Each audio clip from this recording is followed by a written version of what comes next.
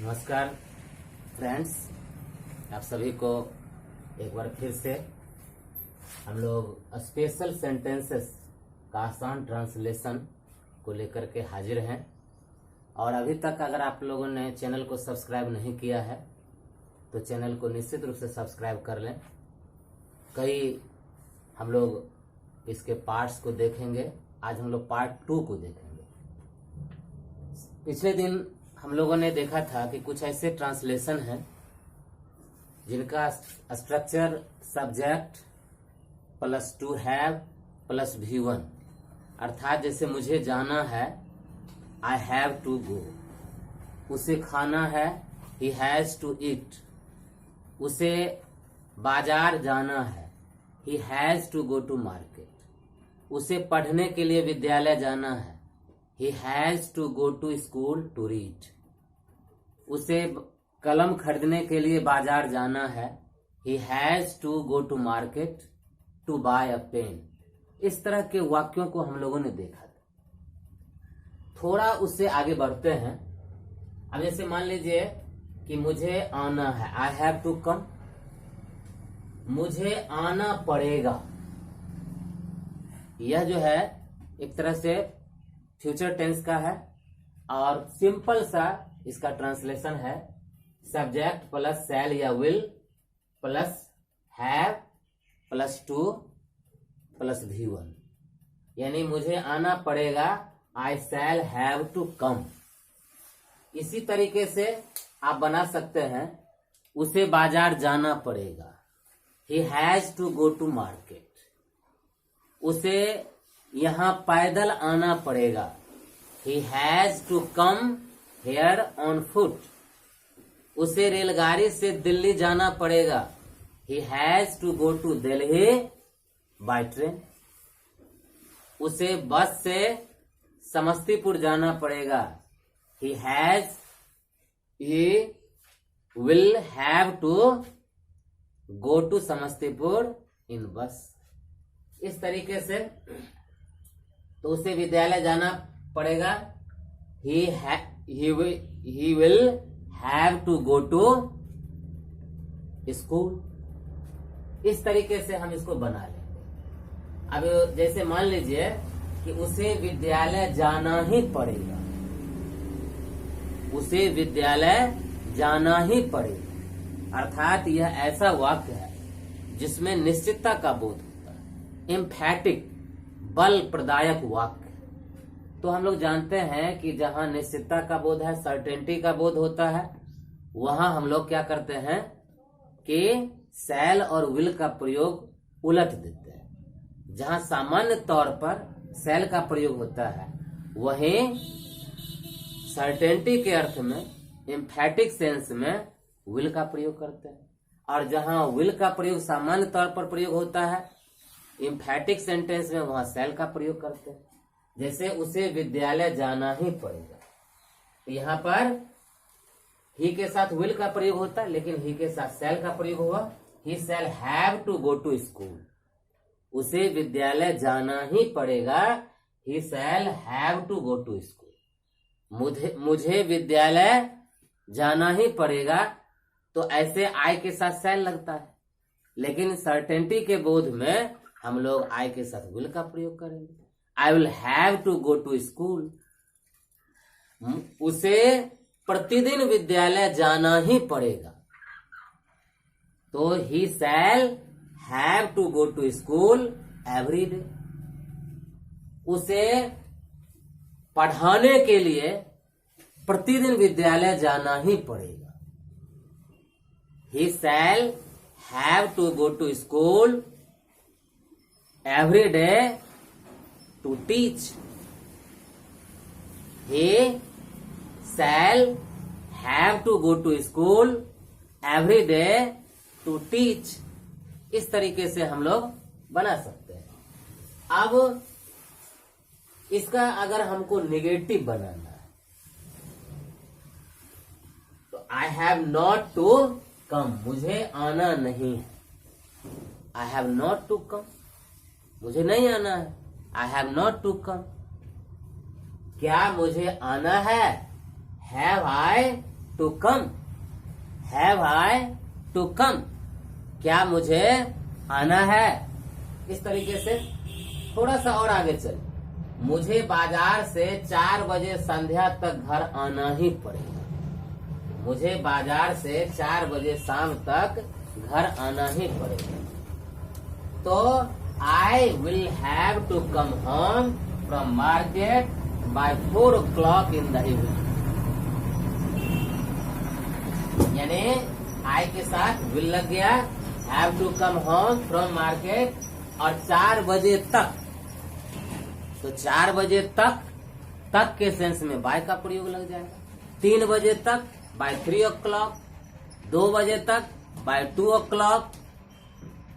तो इस तरीके से I will have to come home from market by 4 o'clock in the evening. अब किसी को हम कह देंगे कि आपको दिल्ली से सोमवार तक घर आना ही पड़ेगा। इसका ट्रांसलेशन हम लोग कैसे बनाएंगे, इसको थोड़ा सा देख लेंगे।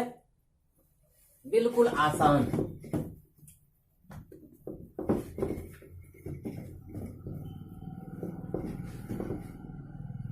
आप लोगों को यू हो जाएगा और यू के साथ विल लगता है, और निश्चितता का बोध है, आना ही पड़ेगा।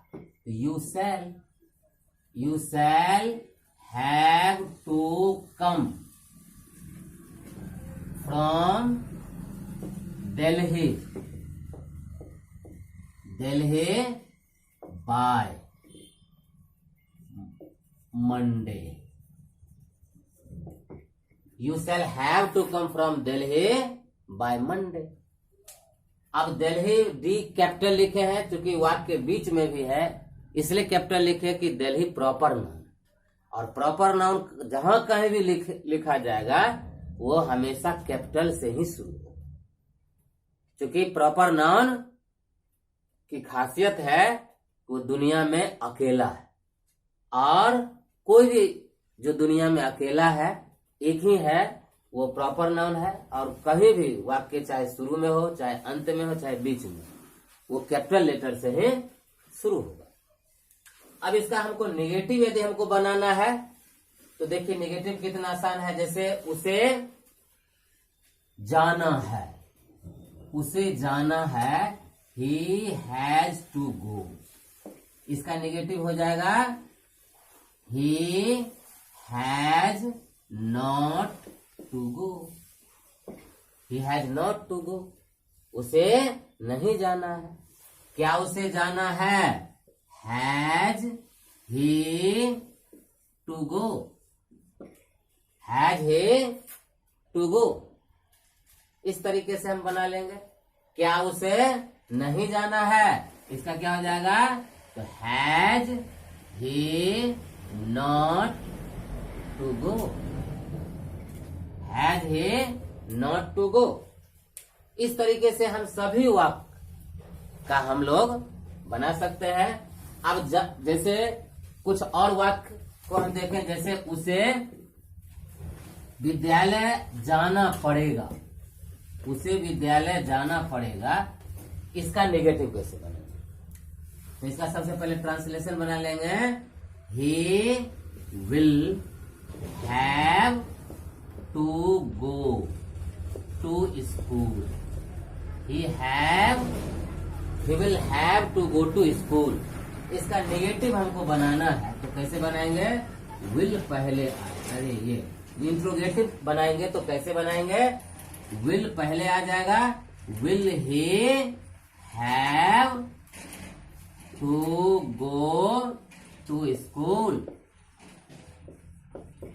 और इसका नेगेटिव हो जाएगा he will not have to go to school. Will में नॉट लग जाएगा और इंट्रोगेटिव विल पहले आ जाएगा, और negative interrogative will he not have to go to school, अथवा वॉन्ट यहीं लग जाएगा। विल नॉट या won't he have to go to school. इस तरीके से इसका नेगेटिव भी बन जाएगा, इंट्रोगेटिव भी बन जाएगा, और नेगेटिव इंट्रोगेटिव भी आसानी से हम बना सकते हैं। अब इसी पैटर्न पर कुछ और भी वाक्य हैं और आपको आश्चर्य लगेगा कि इसी पैटर्न को थोड़ा सा आगे हम बढ़ा लेंगे तो आपके सामने एक अजनबी वाक्य आ सकता है। अजनबी, अब जैसे मान लीजिए कि जैसे आप लोगों ने बनाया कि उसे खाना है, उसे खाना है, तो he has to eat, he has to eat. लेकिन आप कभी सोचे हैं कि उसे खाना पड़ता है, उसे जाना पड़ता है, उसे घर आना पड़ता है, उसे पढ़ना पड़ता है, उसे लिखना पड़ता है, मुझे दिल्ली जाना पड़ता है, हम लोगों को पत्र लिखना पड़ता है। इस तरीके के जो वाक्य होते हैं जिसमें खाना पड़ता है, बोलना पड़ता है, हंसना पड़ता है, रोना पड़ता है, लिखना पड़ता है, पढ़ाना पड़ता है, इस तरह के जो वाक्य होते हैं उसका कैसे ट्रांसलेशन हम बनाएंगे, तो आपको बहुत आश्चर्य लगेगा कि इनका भी ट्रांसलेशन काफी आसान है, बिल्कुल आसान। अब जैसे मान लीजिए कि यही स्ट्रक्चर है, यानी जैसे मुझे खाना पड़ता है, बस I have to eat, same वाक्य बन जाएगा। मुझे खाना पड़ता है, आई हैव टू ईट। उसे दौड़ना पड़ता है, ही हैज टू रन। उसे बोलना पड़ता है, क्या हो जाएगा? उसे बोलना पड़ता है का he has to speak. Same वाक्य, एकदम सेम। उसे दौड़ना पड़ता है, ही हैज टू रन। मुझे पत्र लिखना पड़ता है, I have to write a letter. बस सिंपल सा वाक्य है। और इसी का निगेटिव भी बना लेंगे, I have not to eat, he has not to speak. Interrogative बना लेंगे, have I to eat, has he to speak. Negative interrogative भी बना लेंगे, have I not to speak, has he not to speak. इस तरीके से हम उसको बना सकते हैं। अब देखिए थोड़ा सा और चेंज हम करें, ये तो पढ़ता है। अब जैसे आपको अगर ट्रांसलेशन किसी ने दे दिया कि रमेश को प्रत्येक दिन काम करना पड़ता है, क्या बनाएंगे? Ramesh has to work every day. Ramesh has to work every day. उसे पैदल प्रत्येक दिन बाजार जाना पड़ता है, he has to go to market on foot. क्या हो जाएगा? He has to go to market on foot. इस तरीके से बना सकते हैं आसानी से। अब इस तरह के वाक्य को थोड़ा सा और आगे बढ़ाएं, आपको और भी आश्चर्य लगेगा कि कितने अर्थ छिपे हुए हैं और कितने प्रकार के हम कॉम्प्लेक्स ट्रांसलेशन इससे बना सकते हैं। जैसे आप इस तरह के वाक्यों को सुने, जैसे उसे खाना पड़ सकता है, उसे खाना पड़ सकता है, उसे खाना पड़ सकता है। अब इसका वाक्य कैसे बनाएंगे? बिल्कुल इजी है, he may have to eat, he may have to eat. उसे खाना पड़ सकता है। अब कोई पूछेगा आपको कि मुझे बोलना पड़ सकता है, क्या बनाएंगे? मुझे बोलना पड़ सकता है। बिल्कुल इसी स्ट्रक्चर पर आप बना लें, इसी पैटर्न पर बना लें। क्या बनाएंगे? I may have to speak. मुझे बोलना पड़ सकता है, I may have to speak. उसे पत्र लिखना पड़ सकता है, he may have to write a letter. इतना ध्यान देना है कि मे के बाद हमेशा हैव लगेगा, चाहे सब्जेक्ट कुछ भी। मे के बाद हमेशा हैव का ही प्रयोग होता है, अर्थात मे के बाद V1 का प्रयोग होगा, और हैव चूंकि V1 है। अब जैसे आपको किसी ने दे दिया बनाने के लिए कि उसे कल दिल्ली जाना पड़ सकता है, क्या बनाएंगे? He may have to go to Delhi, और कल टुमारो। बिल्कुल आसानी से बन गया। He may have to go to Delhi tomorrow. अब जैसे मान लीजिए कि इसका हमको थोड़ा सा और आगे बढ़ जाते हैं। जैसे आपको किसी ने लंबा वाक्य दे दिया बनाने के लिए, और आप आश्चर्य में पड़ गए कि भाई कैसे इसको बनाए, तो थोड़ा सा इसको आगे हम बढ़ के देखते हैं। जैसे उसे पढ़ने के लिए विद्यालय जाना पड़ सकता है, तो इसका कैसे बनाएंगे? He may have to go to school to read. बस, he may have to go to school to read.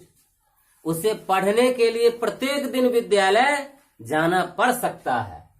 He may have to go to school to read every day. इस तरीके से हम लंबे लंबे वाक्यों का ट्रांसलेशन आसानी से बना सकते हैं। इसी का हमको नेगेटिव बनाना है। मे को पहले लगा देंगे, may he have to go to school to read, may को पहले लगा देंगे। और इसी में इंट्रोगेटिव और नेगेटिव बनाएंगे, he may not have to go to school to read. इसी का नेगेटिव इंट्रोगेटिव बनाएंगे तो may he not have to go to school to read. इस तरीके से बन जाएगा।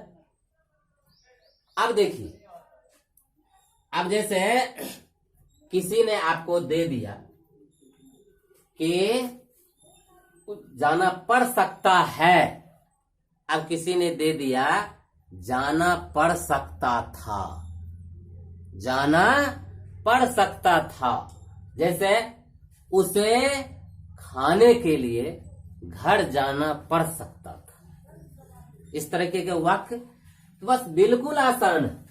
मे के जगह पर माइट का प्रयोग कर देंगे। मे के जगह पर किसका प्रयोग कर देंगे? माइट का। जैसे उसे पढ़ने के लिए विद्यालय जाना पड़ सकता था, तो he might have to go to school to read. He might have to go to school to read. उसे दौड़ने के लिए मैदान में जाना पड़ सकता था, तो he might have to go in the field to run. इस तरीके से हम पढ़ सकता था का भी बना सकते हैं। अब देखिए, अब हम लोगों को कुछ ऐसे वाक्य हैं जिनका भी ट्रांसलेशन सीखना आवश्यक है। हम लोगों को इसके बारे में भी जानकारी प्राप्त करना बिल्कुल आवश्यक है। जैसे कभी कभी आप लोगों को कोई स्टूडेंट, कोई टीचर दे देते हैं कि चलो बनाओ मैं ही तो हूं। इसको हमने पिछले सीरीज में भी बताया था कि मैं ही तो हूं, तो इसका आपने बनाया इट इज आई। ठीक है, इट इज आई। सीता ही तो है, इट इज सीता। वे लोग ही तो हैं, इट इज दे। इस तरीके के वाक्यों को आप बना चुके हैं। अब इस तरह के वाक्य हैं, मैं पढ़ता तो हूं, मैं पढ़ता तो हूं। इस तरीके के वाक्य। अब इस तरह के वाक्य में मैं पढ़ता हूं का इंफैटिक, और इंफैटिक का मतलब है बल प्रदायक। मैं पढ़ता हूं का हम लोग जानते हैं आई रीड होता है, इसी में डू और डज का प्रयोग करना है। तो सब्जेक्ट के बाद डू और डज और इसके बाद V1 का प्रयोग, यानी इसका जो है सब्जेक्ट प्लस डू या डज प्लस V1 का कैसे बनाएंगे? मैं पढ़ता तो हूं, I do read, I do read, I do read. वह पढ़ती तो है, वह पढ़ती तो है, she does read, she does read. Ram बाजार जाता तो है, Ram does go to market, Ram does go to market. इस तरीके के वाक्य को हम आसानी से सीख सकते हैं और बना सकते हैं। अब इसी तरीका का, जैसे मैंने खाया तो था, ये तो प्रेजेंट टेंस में है। अब पास्ट टेंस में यदि यही रहेगा तो कैसे बनेगा, इसको भी आप लोग देख लेंगे। पास्ट टेंस में मैं खाया तो था, मैं खाया तो था, क्या हो जाएगा? आई डिड ईट, डू का डिड हो गया, आई डिड ईट। उसने लिखा तो था, he did right, he did right. उसने लिखा तो था, ही डिड राइट। वह गया तो था, ही डिड गो। चूंकि सब्जेक्ट उसके बाद डिड, उसके बाद V1, डिड के बाद हमेशा V1 लगेगा, नहीं? तो इस तरीके से हम इस तरीके के वाक्य को आसानी से बना सकते हैं। अब जैसे मान लीजिए कुछ ऐसे वाक्य हैं जो आप लोगों को कभी कभी थोड़ा सा मुश्किल में डालते होंगे, और उन वाक्यों को भी हम देख लेते हैं, बहुत ही बेहतरीन ढंग से हम उनका ट्रांसलेशन बना सकते हैं। कभी कभी आप लोग देखते होंगे कि जैसे वह मुझे लिखवाता है, वह मुझे लिखवाता है,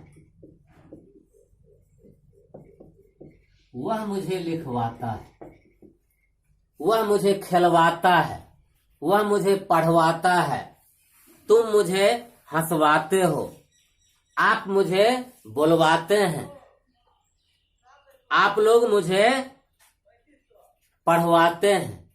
इस तरीके के जो वाक्य होते हैं उसको प्रेरणार्थक क्रियाएं कहते हैं। यानी आप किसी को प्रेरणा देते हैं काम करने के लिए, इंस्पायर करते हैं किसी को काम करने के लिए। और इस तरीके के वाक्य को आसानी से हम बना सकते हैं सब्जेक्ट प्लस मेक या मेक्स। जिस तरीके से सब्जेक्ट प्लस मेक या मेक्स और प्लस ऑब्जेक्ट और प्लस V1, एकदम आसान ट्रांसलेशन। वह मुझे लिखवाता है, ही मेक्स मी राइट। वह मुझे दौड़वाता है, ही मेक्स मी रन। तुम मुझे हंसवाते हो, यू मेक मी लाफ। आप लोग मुझे पढ़वाते हैं, यू मेक मी टीच। इस तरीके के जो वाक्य हैं बिल्कुल आसानी से हम बना सकते हैं। तो जैसे मान लीजिए कि उसने तुम्हें हंसाया, अब ये तो प्रेजेंट टेंस में है, यही पास्ट टेंस में रहेगा तो सीधा मेक और मैक्स के जगह पर तब हो जाएगा, क्या हो जाएगा, मेड हो जाएगा। Subject plus made plus object plus V1। अब इसको हम कैसे बनाएंगे? जैसे उसने तुम्हें हंसाया, उसने तुम्हें हंसाया, he made you laugh, he made you laugh, he made you laugh. अब इसी तरीके से उसने मुझे लिखवाया, ही मेड मी राइट, उसने मुझे दौड़वाया, ही मेड मी रन, उसने मुझे हंसवाया, ही मेड मी लाफ, तुमने मुझे हंसवाया, यू मेड मी लाफ। इस तरीके के जो वाक्य हैं इसको आसानी से बना सकते हैं। और आज का समय हमारा पूरा हुआ।